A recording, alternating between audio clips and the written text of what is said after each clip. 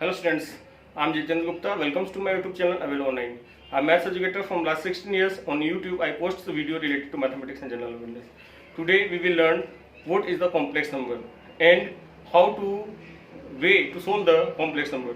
आज हम देखेंगे कॉम्प्लेक्स नंबर समस्या संख्या क्या होती है और इनको किस तरीके से सोल्व किया जा सकता है। तो स्टूडेंट्स, चैप्टर आज होने वाला है बहुत ही खास। तो आज हम क्या करेंगे, इसके बारे में अध्ययन करेंगे। तो आप वीडियो को अंत तक देखें ताकि आपके समझ में आए कि कॉम्प्लेक्स नंबर्स क्या होते हैं। तो सबसे पहली बात यह है कि जब हम कॉम्प्लेक्स नंबर्स की बात करते हैं तो ये आपका कॉम्प्लेक्स नंबर यानी सम्मिश्र संख्या है।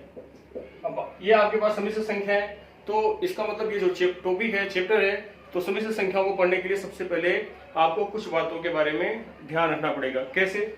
जैसे मान लो कि अपने पास क्वेश्चन है 2x + 4 = 0। 2x + 4 = 0 जब ऋणात्मक संख्याओं की खोज नहीं हुई थी तो उस समय यदि इसका सोल्यूशन निकाला जाता है स्टूडेंट्स, तो 2x = कितना होता है -4, तो x = कितना होता है -4/2 यानी कितना होता है -2। तो उस समय बोलते थे कि भाई -2 तो पॉसिबल ही नहीं है, पॉसिबल नहीं। क्यों? क्योंकि उस समय स्टार्टिंग में जब इसकी खोज की गई थी तो उस समय ऋणात्मक संख्याओं की खोज नहीं की गई थी। जब ऋणात्मक संख्या की खोज नहीं की गई थी तो उस समय ये बताना, ऋणात्मक संख्याओं के बारे में बताना पॉसिबल नहीं था। तो हम बोल देते थे कि ऋणात्मक संख्या होती ही नहीं है। जब इसके बारे में पता चला कि ऋणात्मक संख्याएं होती है और इसके बारे में खोज कर लिया गया कि ऋणात्मक संख्याएं होती है, तो बाद में पता चला कि भाई ऋणात्मक संख्या तो होती है और इसके बारे में हमने अध्ययन चालू किया। और आज हम ध्यान रखते हैं कि पॉजिटिव भी होती है, ऋणात्मक भी होती है, मतलब पॉजिटिव भी होती है, नेगेटिव भी होती है और जीरो तो होता ही। जीरो है, पॉजिटिव नेगेटिव दोनों ही नंबर्स हैं, तो जीरो के बारे में नहीं बताया जा सकता कि ये पॉजिटिव है या फिर नेगेटिव है। अच्छा, अब आप ध्यान से सुनो कि जब हम इनकी बात करते हैं तो आगे जब हम बढ़ते हैं, इसी समय कार्यकाल जब आगे बढ़ा तो आगे जाने के बाद पता चला कि कुछ लोगों ने कहा कि भाई जब सोल्व किया उन्होंने कि x² - 4 = 0, तो x² = 4 यानी -4 को इधर लाएंगे प्लस का 4 होगा, यानी आगे सोल्व करा तो x इसके फैक्टर्स कर लिए या उधर ही कर लो, जैसे भी गुणनखंड विधि से सोल्व करना चाहिए गुणनखंड विधि से, नहीं तो x = √4 हो गया और x को सोल्व करा तो +-2 आ गया, यानी x की वैल्यू 2 आ गई और x की वैल्यू -2 आ गई। यानी ये एक क्वाड्रेटिक इक्वेशन है, यानी द्विघात समीकरण है और द्विघात समीकरण को सोल्व करने के बाद x = 2 और x = -2 इसके आंसर्स आ गए। स्टूडेंट्स, यहाँ तक तो ठीक है। समस्या कब खड़ी हुई? कुछ लोगों ने कहा कि जब आप ये सोल्व करते हो x² = x² - 4 = 0, तो ये तो पॉसिबल है, तो क्यों ना आप इसको भी सोल्व करके बताओ कि x² + 4 = 0। तो यहाँ पे सारी क्या गाड़ी अटक गई, और जब यहाँ गाड़ी अटक गई स्टूडेंट्स, तो फिर उन्होंने क्या करा, इसको सोल्यूशन इसका निकालने की कोशिश की गई। तो उस समय बहुत प्रॉब्लम हुई स्टूडेंट उनको, जो गणितज्ञ थे, मैथमेटिशियन थे, उनको काफी प्रॉब्लम फेस करना पड़ा। तो उन्होंने काफी सोच विचार करके ये आइडिया निकाला कि x² + 4 = 0, तो x², ध्यान से देखना आप, तो x² = -4, तो x = √-4 की बात आ गई। तो x = -4 को सोल्व करेंगे तो ये तो पॉसिबल है ही नहीं। तो इसका मतलब ये है कि ऐसी संख्याओं को जो रूट के अंदर हो और माइनस में यानी ऋणात्मक संख्याओं, नेगेटिव वैल्यूज हो और रूट के अंदर हो, तो उन्होंने कहा कि ये तो पॉसिबल ही नहीं। तो ऐसी संख्याओं को उन्होंने कहा कि ये तो क्या है, इमेजिनरी नंबर है, यानी काल्पनिक संख्या है। क्या है? काल्पनिक संख्या। अब ऐसी संख्या यदि काल्पनिक है तो उन्होंने कहा कि काल्पनिक संख्याओं का तो हल संभव ही नहीं है, तो उसको छोड़ दिया। पर आगे जाने के बाद धीरे धीरे समझ में आया लोगों को, गणितज्ञों को, कि नहीं, ऐसा नहीं है और इसको तो सोल्व किया जा सकता है। और इसी तरीके से जब आगे गाड़ी चली तो धीरे धीरे पता चला कि काल्पनिक संख्याएं तो होती हैं और ये संभव है। तो उसमें एक गणितज्ञ था आइलर ने उसको सोल्व करने की कोशिश करी। उसने काफी मेहनत करी आइलर जी ने, और आइलर ने सोल्व करके बताया कि नहीं, काल्पनिक संख्याएं होती हैं, इमेजिनरी नंबर्स होते हैं और उनको सोल्व किया जा सकता है। तो इसका मतलब ये हुआ कि काल्पनिक संख्याओं को सोल्व किया जा सकता है। तो 10th तक के स्टूडेंट्स को जब टीचर पढ़ाते थे तो क्लियर कट बोलते थे कि ये √-4 है, √-4, और ऐसे इसको सोल्व करना संभव नहीं है क्योंकि ये क्या है, काल्पनिक संख्या है। तो अंडर रूट वाली जो संख्या होती है माइनस में, उनको छोड़ दिया जाता था, पर ऐसा नहीं है। आगे जाने के बाद पता चला धीरे धीरे, आइलर ने बताया कि नहीं, इनको सोल्व किया जा सकता है। अब सोल्व कैसे कर सकते हैं, तो इसके बारे में अपन देखते हैं। अब यदि x = -4 है तो इसको बोलेंगे काल्पनिक संख्या। अब ध्यान से देखें आप कि x = -4 आ गया, यानी यदि आपके पास क्वेश्चन है, देखो ध्यान से, एक्स स्क्वायर प्लस 1 इक्वल 0। ध्यान से सुनना आप, यहाँ पे एक्स की वैल्यू निकालेंगे तो जो वैल्यू आएगी वो मैं थोड़ी देर में बताऊंगा, और आप ध्यान दें यहाँ पे x square plus 1 equal 0। Starting की बात करें तो एक्स स्क्वायर इक्वल टू -1 होगा, तो एक्स इक्वल होगा प्लस माइनस अंडर रूट -1, यानी एक्स इक्वल कितना होगा, प्लस माइनस आयोटा। इस अंडर रूट -1 को उन्होंने कहा ये तो आयोटा है। क्या कहा, ये तो आयोटा है, आयोटा। तो यदि आयोटा है तो आयोटा को उन्होंने कहा कि तो काल्पनिक संख्या है, तो यानी उन्होंने एक पर्टिकुलर नाम दे दिया कि अंडर रूट -1 को क्या बोल देंगे, आयोटा। और नाम किसने दिया था, आइलर ने। ये मैथमेटिशियन थे, ग्रीक मैथमेटिशियन, जिन्होंने इसके बारे में बताया था कि ये क्या है, आयोटा। अब आयोटा के बारे में पता चला कि भाई आयोटा है, तो फिर इसका यूज कैसे करना है, यानी सबसे इसका मतलब ये है कि गणित धीरे धीरे आगे बढ़ रही है, यानी मैथमेटिक्स की परतें धीरे धीरे खुलती जा रही हैं, और खुलती जा रही हैं तो आपको पता चलेगा कि हम कहाँ जा रहे हैं। ध्यान देना, ये ट्रेन ऐसी है जो धीरे धीरे आगे बढ़ रही है। आगे जाने के बाद धीरे धीरे उन्होंने कहा कि यदि आयोटा संभव है तो इसका मतलब ये है कि इस आयोटा का परिवार भी तो होगा। अब आयोटा का परिवार क्या है, क्या आयोटा का परिवार होता है, बिल्कुल होता है। गणित में जब फिजिक्स में आप ध्यान दें, फिजिक्स में आयोटा के बारे में, काल्पनिक संख्याओं के बारे में पूरी की पूरी वास्तविक रियलिटी इसको उतारा जा सकता है। जब फिजिक्स में इसको उतारा जा सकता है, इसका मतलब ये है कि आयोटा यानी काल्पनिक संख्याएं वास्तविक होती हैं, यानी काल्पनिक संख्याओं का वास्तविक रूप देखा जा सकता है। तो इसका मतलब ये है कि हम गणित में वास्तविक संख्याओं, काल्पनिक संख्याओं का वास्तविक रूप का अध्ययन कर सकते हैं। तो हमने क्या करा, काल्पनिक संख्याओं का वास्तविक रूप में अध्ययन किया है, और इसी को हम बोलते हैं कॉम्प्लेक्स नंबर। तो कॉम्प्लेक्स नंबर को बोलते हैं कॉम्प्लेक्स नंबर, यानी सम्मिश्र संख्या। और सम्मिश्र संख्या क्या होती है, उसको प्रेजेंट करते हैं किससे, जेड से। जेड क्या होता है, तो जेड क्या है स्टूडेंट्स, जेड जो है, ये जेड को बोलते हैं एक्स प्लस आयोटा वाई। ध्यान दें, जेड को बोलते हैं X plus iota Y. X को बोलते हैं, एक्स जो है ये रियल ऑफ जेड है, और वाई जो है ये है इमेजिनरी ऑफ जेड। यानी एक्स प्लस आयोटा वाई को जेड बोलते हैं, और इसी को बोलते हैं कॉम्प्लेक्स नंबर, या फिर बोलते हैं सम्मिश्र संख्या। यानी सम्मिश्र संख्या Z equal X plus iota Y में एक्स जो है रियल ऑफ जेड है, यानी एक्स का वास्तविक भाग है, और वाई जो है ये इस जेड का इमेजिनरी यानी काल्पनिक भाग है। यानी हमें पता चल रहा है, चीड़-फाड़ करा हमने, और चीड़-फाड़ करने के बाद आपको पता चल रहा है कि जो एक्स है, एक्स ये वास्तविक भाग है किसका, जेड का। वाई क्या है, इमेजिनरी यानी काल्पनिक भाग है किसका, जेड का। इसका मतलब ये है कि वास्तविक भाग और काल्पनिक भागों का सम्मिश्र योग है या सम्मिश्र घटाव है क्या, कॉम्प्लेक्स नंबर। तो क्या इनके ऊपर ऑपरेशंस अप्लाई हो सकते हैं, बिल्कुल अप्लाई हो सकते हैं, पर उससे पहले आप इसको ध्यान से देखिए। इसका मतलब ये हुआ कि जेड जो है ये कॉम्प्लेक्स नंबर है, कॉम्प्लेक्स यानी सम्मिश्र संख्या है, और सम्मिश्र संख्याओं को Z equal X plus iota Y के रूप में लिखा जा सकता है। अब यदि जेड को एक्स प्लस आयोटा वाई के रूप में लिखा जा सकता है, इसका मतलब एक्स को बोल सकते हैं रियल ऑफ जेड, और वाई को बोल सकते हैं इमेजिनरी ऑफ जेड। अब इसमें एक्स और वाई क्या है, एक्स जो है और वाई ये दोनों के दोनों रियल नंबर हैं। एक्स भी रियल है, वाई भी रियल है, पर आयोटा की वजह से ये पूरा पार्ट क्या हो जाता है, काल्पनिक। अब क्या होगा, अब ध्यान से देखना, क्या होगा यदि x इक्वल 0 हो जाए। ध्यान देना, यदि x की वैल्यू 0 हो जाएगी तो z इक्वल कितना मिल जाएगा, आपको मिल जाएगा z इक्वल आयोटा y। अब ऐसी संख्याओं को बोलते हैं शुद्ध काल्पनिक संख्या, यानी आयोटा y को बोलेंगे शुद्ध प्योर शुद्ध काल्पनिक संख्या। यानी रखें यहाँ पे कि y की वैल्यू जब 0 होगी तो ये होगा शुद्ध वास्तविक सम्मिश्र संख्या, ये हो जाएगी वास्तविक सम्मिश्र संख्या, और ये हो जाएगी शुद्ध काल्पनिक सम्मिश्र संख्या। तो ये शुद्ध काल्पनिक सम्मिश्र संख्या हो गई, शुद्ध काल्पनिक, ध्यान रखें आप इसका, ये हो गई शुद्ध काल्पनिक सम्मिश्र संख्या, और ये हो गई शुद्ध वास्तविक सम्मिश्र संख्या।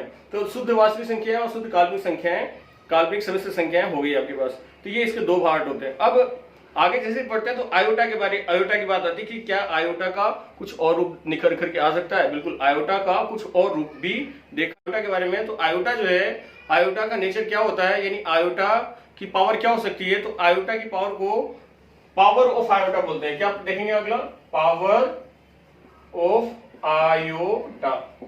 तो पावर ऑफ आयोटा यानी आयोटा की घात। तो आयोटा की घात क्या होती है, ध्यान रखना है, ये घात है, विश्वास घात नहीं है। तो विश्वास घात की बात नहीं कर रहे, हम घात की बात कर रहे हैं। तो यहाँ पे आपको क्या करना है, चैनल को सब्सक्राइब करना है, विश्वास घात नहीं करना है, घात लगाना है, घात, है ना। तो पावर ऑफ आयोटा की बात करते हैं। तो पावर ऑफ आयोटा क्या है, अब ध्यान दो, आयोटा का मतलब है √-1। ठीक है, तो हम एक एक निकाल लेंगे और निकाल करके देख लेंगे कि वैल्यू किस तरीके से निकाली जा सकती है। तो आयोटा की वैल्यू -1 है। अब ध्यान दो, मैं एक एक निकाल के बता देता हूं आपको। आयोटा है और आयोटा को ऐसे लिखते हैं तो आयोटा स्क्वायर हो गया। अब ये आयोटा स्क्वायर हो गया तो इसका मतलब √-1 का स्क्वायर हुआ ना, और √-1 का स्क्वायर हुआ तो इसका मतलब क्या हुआ, -1। तो क्या आप ये याद रख सकते हो कि आयोटा की वैल्यू √-1 और आयोटा स्क्वायर की वैल्यू -1 होती है। तो आगे बढ़ते हैं, तो क्या होता है आयोटा क्यूब। तो आयोटा क्यूब की वैल्यू कैसे निकाल सकते हैं। आयोटा क्यूब निकालने के लिए आपको क्या करना पड़ेगा कि ध्यान दें, ये आयोटा क्यूब को निकालने के लिए आयोटा स्क्वायर इंटू आयोटा लिख सकते हो। और आयोटा स्क्वायर की वैल्यू तो पता है ना -1, तो आप क्यों ना -1 इंटू आयोटा लिख दो, तो क्या हो जाएगा, माइनस आयोटा हो जाएगा। ठीक है, आयोटा की पावर 4 की बात करते हैं। आयोटा की पावर 4 निकालना है तो इसको आयोटा स्क्वायर का स्क्वायर लिख सकते हैं, और यदि इसको लिख सकते हैं तो आयोटा स्क्वायर की वैल्यू -1 होती है। -1 का स्क्वायर यानी कितना हो जाएगा, 1। इसका मतलब ये है कि इस तरीके से बहुत सारी वैल्यूज फाइंड की जा सकती है। यानी आयोटा की पावर 5 की बात करें तो आयोटा की पावर 5 की बात करें तो आयोटा की पावर 5 है, यानी आयोटा की पावर 4 इंटू आयोटा लिख सकते हैं ना। इसका मतलब ये हुआ कि आयोटा की पावर 4 की वैल्यू तो आपको पता है कि 1 है, तो 1 इंटू आयोटा कितना होगा, आयोटा हो जाएगा। इसी तरीके से आयोटा की पावर 10 की बात कर लें तो ये आयोटा स्क्वायर की पावर कितना हो गया, 5 हो गया। अब आयोटा स्क्वायर की वैल्यू कितनी होती है, -1 और -1 की पावर 5 यानी कितना हो जाएगा, ये -1 की पावर यदि ओड नंबर है यानी विषम संख्या है तो उसकी वैल्यू नेगेटिव होती है, तो कितना होगा, -1। इसी तरीके से मान लो आयोटा की पावर 15 निकालना है, तो आयोटा की पावर 15 निकालना तो क्यों ना इसको आयोटा की पावर 14 इंटू आयोटा लिख दो, और इसको आयोटा स्क्वायर की पावर 7 ध्यान दो इंटू आयोटा लिख दो। आयोटा स्क्वायर यानी कितना हो गया, ये -1 और -1 की पावर 7 इंटू आयोटा। ये आयोटा की पावर -1 की पावर 7 कितना हुआ, -1, और ये आयोटा कितना हो गया, आयोटा, तो कितना होगा, माइनस आयोटा।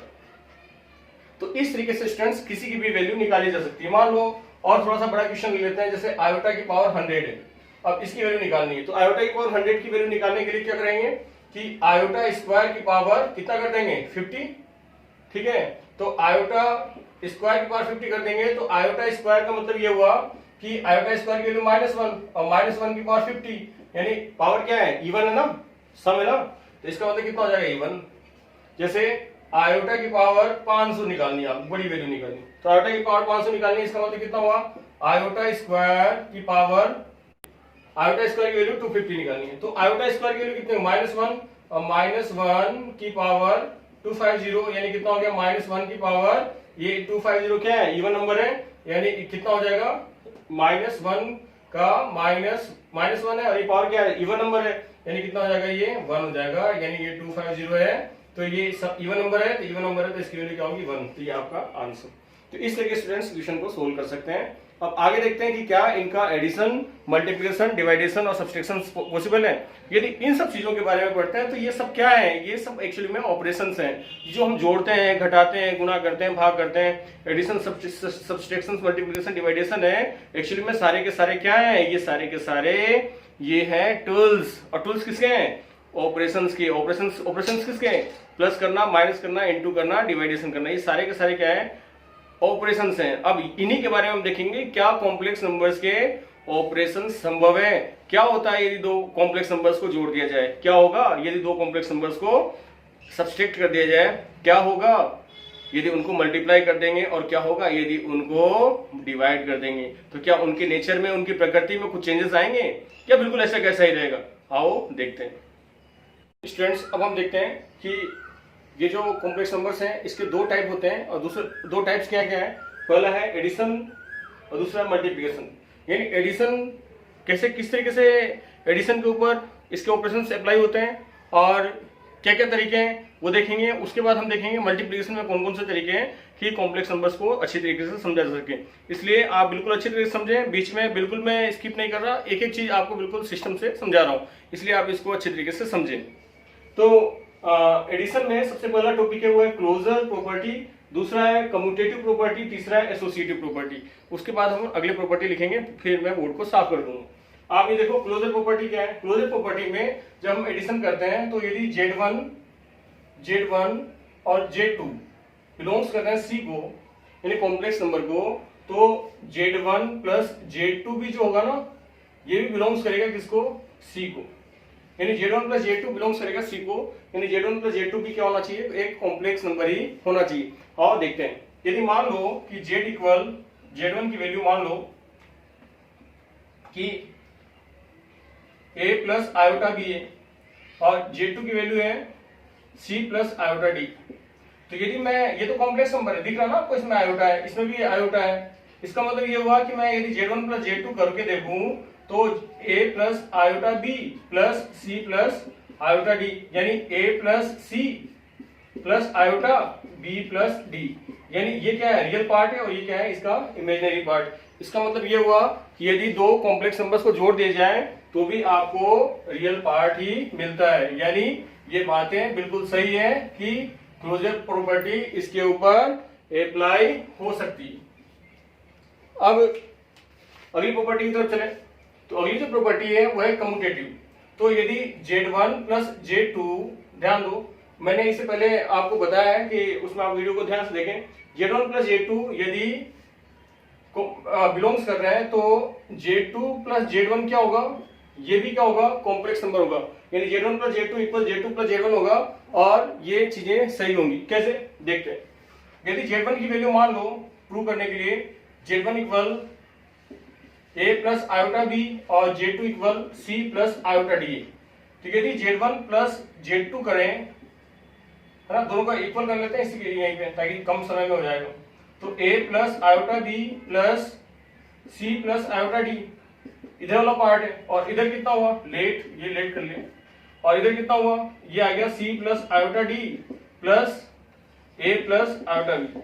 तो इन दोनों को ऐड करोगे तो A plus C plus iota कितना होगा? B प्लस D, और इन दोनों को ऐड करोगे तो A plus C plus iota B plus D। तो इसका मतलब ये हुआ कि ये तो रियल पार्ट है, ये इमेजिनरी पार्ट है, ये रियल पार्ट है और ये क्या है? Imaginary part. इसका मतलब ये दोनों A प्लस C है, A plus C, B plus D, B plus D, iota और आयोटा, यानी सेम है।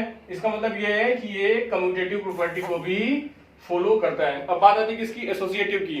तो एसोसिएटिव में देखते हैं Z1 plus Z2 plus Z3, यदि इन दोनों को जोड़ दिया जाए, या फिर Z1 plus Z2 plus Z3, यदि इन दोनों को ऐड करके उसके बाद Z1 ऐड किया जाए, या इन दोनों को ऐड करके इसमें Z3 ऐड किया जाए, तो दोनों की वैल्यू सेम होगी। तो क्लोजर प्रॉपर्टी, एसोसिएटिव प्रॉपर्टी भी लागू हो जाएगा। तो इसके लिए अपन क्या करते हैं, मान लेते हैं वही डाटा बिल्कुल सेम है। डाटा क्या है? A प्लस आयोटा B और C प्लस आयोटा D। तो ये रख करके देखते हैं। तो ये जब आप रखोगे तो A प्लस आयोटा B, ये निकालो पहले, Z1 plus Z2 plus Z3, ये निकाल लेते हैं, ये आपका LHS पार्ट है। तो A plus iota B plus C plus iota D, और इसको मान लेते हैं E प्लस आयोटा F, तो plus E plus iota F। तो यदि इनको ऐड करोगे तो पॉजिटिव वाले, मतलब ये जो धनात्मक है, एक साइड बिना रियल पार्ट वाले एक साइड जुड़ जाएंगे, A plus C plus E, और आयोटा और इसके साथ कॉमन क्या आएगा? B plus D plus F, ये आ जाएगा। ये LHS पार्ट हो गया। तो अब RHS को सोल्व करते हैं। तो RHS कितना है? RHS है Z1 plus Z2 plus Z3। तो Z1 प्लस Z2 कितना है? ये A plus iota B plus C plus iota D plus E plus iota F। तो सबसे पहले इन दोनों को जोड़ना है, तो ये कितना होगा? ये हो जाएगा A प्लस C, इन दोनों को पहले जोड़ लेंगे, यानी जोड़ने में तो बिल्कुल सेम ही हो जाएंगे। तो A plus C plus E हो जाएगा, और आयोटा आएगा B plus D plus F। तो आप सोल्व करोगे, पहले इनको इस बात का ध्यान रखें कि इसमें सबसे पहले जब आप ऐड करोगे तो इसमें पीछे वालों को पहले ऐड करना है, उसके बाद इसमें ऐड करना है ना। इसी तरीके से इसमें पहले वालों को ऐड करना और उसमें बाद वालों को ऐड करना। तो आप समझ गए होंगे कि ये जो कॉम्प्लेक्स नंबर है एडिशन के लिए क्लोजर प्रॉपर्टी, कम्यूटेटिव प्रॉपर्टी और एसोसिएटिव प्रॉपर्टी तीनों को ही फॉलो करता है कि 2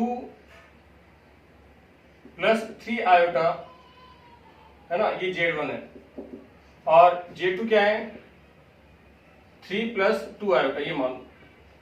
तो यदि मैं इसकी बात करूं क्लोजर प्रॉपर्टी की तो Z1 प्लस ये तो कॉम्प्लेक्स नंबर है, ये भी कॉम्प्लेक्स नंबर है, तो Z1 + Z2 कितना होगा 2 + 3 5 और ये कितना हो गया 3 + 2 5 आयोटा आ गया ना। तो ये Z1 + Z2 ये भी तो कॉम्प्लेक्स नंबर है। तो इस तरीके से हम क्या कर सकते हैं, इसको उसको और उसको प्रूव कर सकते हैं। अब देखते हैं अगली प्रॉपर्टी एडिटिव आइडेंटिटी क्या होती है कि यदि ध्यान दें इसमें कॉम्प्लेक्स नंबर में एडिटिव आइडेंटिटी 0 को मानते हैं क्योंकि Z में यदि 0 को जोड़ दिया जाए तो वापस कितना आ जाता है Z, यानी कॉम्प्लेक्स नंबर में ऐसी चीज जोड़ दी जाए जिससे उसके प्रभाव में उसकी पहचान पे कोई अंतर नहीं है। तो यदि उसकी पहचान पे कोई अंतर नहीं आता स्टूडेंट्स तो उसको बोलते हैं आइडेंटिटी। यदि Z में 0 को ऐड कर दिया जाए तो वापस कितना मिल जाएगा Z। तो 0 एडिटिव आइडेंटिटी कितनी होती है 0। तो आपको ध्यान रखना है कि ये 0 क्या है एडिटिव आइडेंटिटी। जैसे मान लो Z = 3 + 4 आयोटा है तो Z + 0 कर देंगे यानी 3 + 4 आयोटा + 0 कर देंगे तो भी 3 + 4 आयोटा आएगा।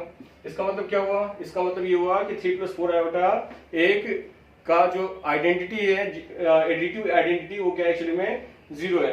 तो 3 + 4 आयोटा में क्या जोड़ दिया जाए ताकि उसके प्रभाव उसका मान चेंज नहीं हो 0। तो 0 में 0 क्या है इसका एडिटिव आइडेंटिटी, आपको ध्यान रखना। तो 0 क्या है इसका एडिटिव आइडेंटिटी। अब आती है बात किसकी अगले की एडिटिव इनवर्स। तो एडिटिव इनवर्स ध्यान रखें कि Z मान लो Z बिलोंग्स कर रहा है किसको C को कॉम्प्लेक्स नंबर को, तो -Z जो होगा ना वो क्या होगा -Z is the additive inverse. जैसे मान लो कि Z = 2 + 3 आयोटा है तो -Z = -2 - 3 आयोटा होगा। तो ये जो -Z होगा ये इसका एडिटिव इनवर्स होगा। यानी कुल मिलाकर के आपको करना क्या है, ये करना है कि जो Z है उसकी वैल्यू नेगेटिव करनी है तो क्या जाएगा एडिटिव इनवर्स आएगा। अब बात आती है कैंसिलेशन लॉ की। तो अगला है कैंसिलेशन लॉ और कैंसिलेशन लॉ में हम क्या देखेंगे कि यदि मान लो कि Z1 Z2 और Z3 Z1 Z2 Z3 belongs कर रहे हैं C को, तो Z1 प्लस ध्यान दें यहाँ पे Z1 + Z3 = Z2 + Z3 में इसमें राइट साइड में Z3 तो ये हट सकता है, तो ये हट से जाएगा तो कितना होगा Z1 ये बचेगा Z1 = Z3 और Z1 = Z3 बचेगा तो इसको बोलते हैं राइट कैंसिलेशन लॉ, बोलेंगे राइट कैंसिलेशन लॉ। और यदि ऐसा हो इसका उल्टा लिखा हो Z3 + Z1 = Z3 + Z2 तो इसमें क्या होगा Z3 से Z3 कट जाएगा वापस, ये आएगा Z1 = Z2। तो इसमें क्या हुआ, इसमें ये हुआ कि ये क्या है दोनों साइड लेफ्ट साइड है, यानी क्या होगा ये लेफ्ट कैंसिलेशन लॉ। तो इस तरीके से दो कैंसिलेशन लॉ होते हैं, राइट कैंसिलेशन लॉ और लेफ्ट कैंसिलेशन लॉ। तो स्टूडेंट्स इसमें इतना ही, मिलते हैं नेक्स्ट वीडियो में। वीडियो को देखते रहें और यदि हमारे चैनल सब्सक्राइब नहीं किया तो सब्सक्राइब कर दें ताकि हम अगली सीरीज में और अच्छी आपके लिए वीडियो लेकर के आए। वीडियो देखने के लिए आपका धन्यवाद, थैंक यू।